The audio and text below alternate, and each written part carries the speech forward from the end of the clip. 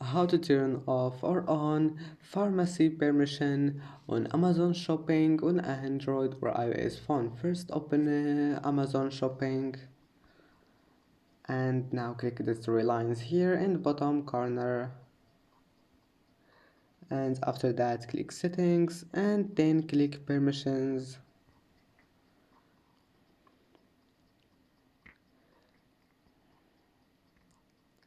and now just wait, and now scroll until you find the pharmacy, and now you can turn it on or off. And that's it for today's video. If you like this video, please don't forget to like and don't forget to subscribe, and thank you for watching this video until the end, and see you in the next video.